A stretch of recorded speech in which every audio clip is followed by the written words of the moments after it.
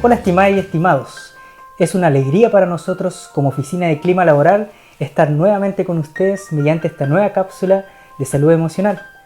En esta oportunidad hablaremos de los conflictos interpersonales, especialmente en este contexto de emergencia, y cómo podemos trabajar de forma personal para poder resolverlos y no vernos perjudicados emocionalmente por sus efectos dañinos.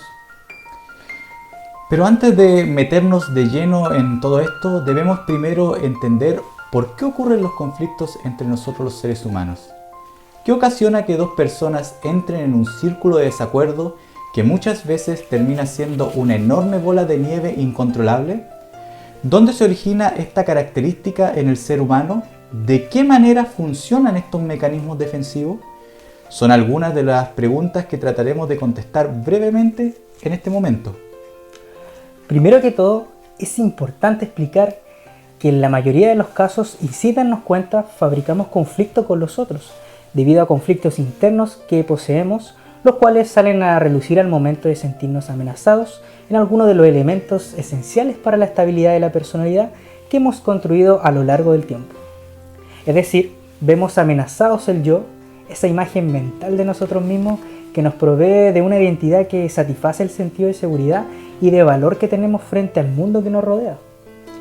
Por esta razón, muchas veces nos enfrascamos en discusiones que no tienen ni pie ni cabeza, pero de igual manera defendemos nuestra postura con pasión, que en ocasiones lamentablemente llega a transformarse en conductas agresivas hacia los otros que pueden ser incluso seres queridos, seres importantes para nuestra vida. En el contexto actual que vivimos, con este estado de emergencia, estamos más propensos a no tolerar algunas cosas o situaciones que antes las pasábamos por alto, por falta de tiempo o por dar importancia solo a circunstancias relevantes. Sin embargo, debido al estrés que genera el aislamiento, estamos más propensos a la irritabilidad y al descontrol. Discutimos por situaciones sin importancia que nos molesta, el ruido, por ejemplo, el calor o cualquier otra cosa.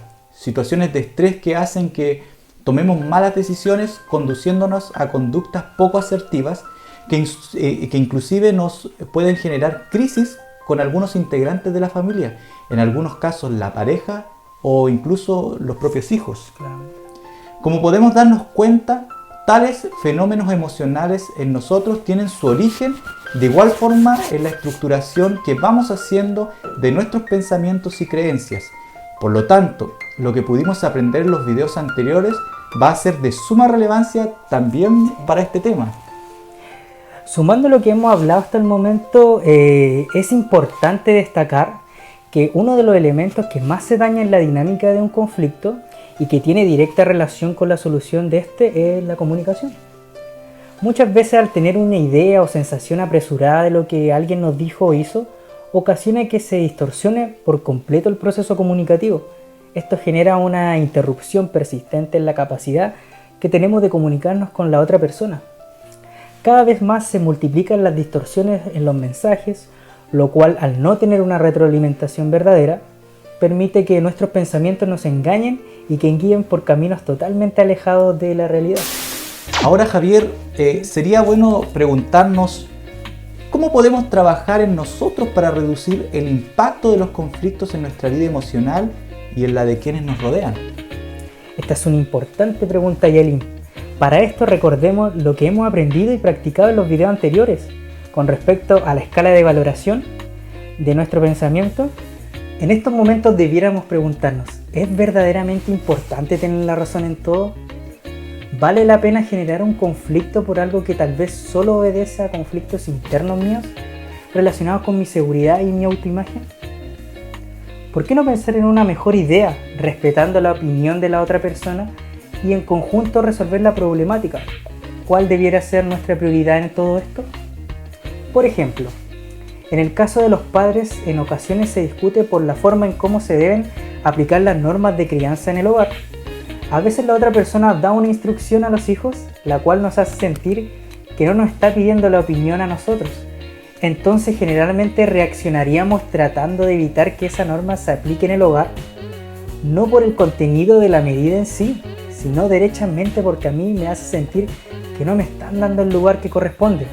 Es decir, a afecta mi autoimagen y mi seguridad interna de cuánto valgo.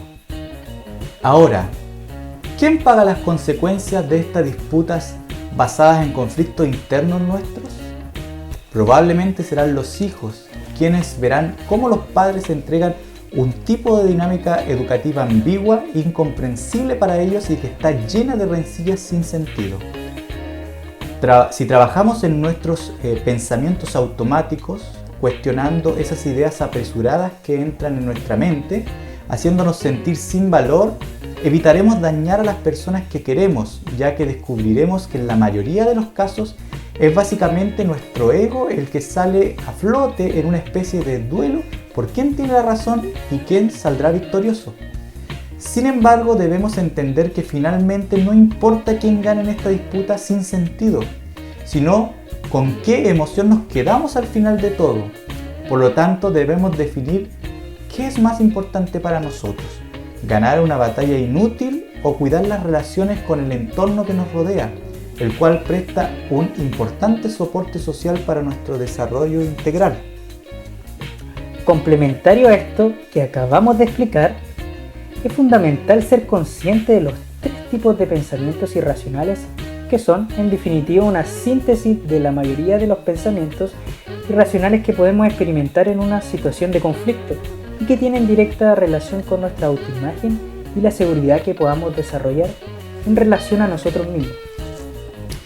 Estos pensamientos irracionales se expresan en 3 grandes exigencias que tenemos tanto con nosotros mismos como también hacia los demás.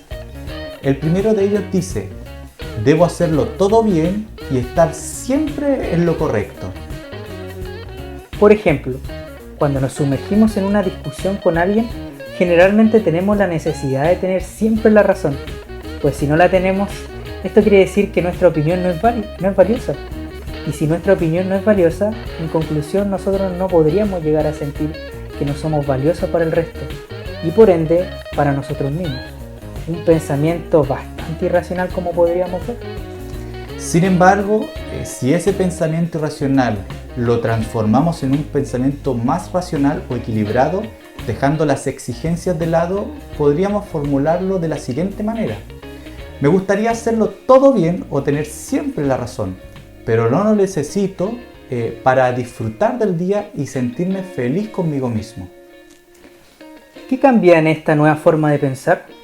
Lo primero, dejemos de exigirnos algo que no podemos sostener en la vida real. Ya no necesito, sino ahora me gustaría tener la razón. Sin embargo, no es indispensable tener la razón o hacerlo todo bien para sentirme pleno con quién soy y cuánto valgo. El segundo pensamiento irracional dice: la gente me debería tratar siempre bien, con justicia y consideración. Al igual que la creencia anterior, aquí tenemos una clara exigencia ahora hacia los demás. Algo que, si lo pensamos bien, es casi imposible.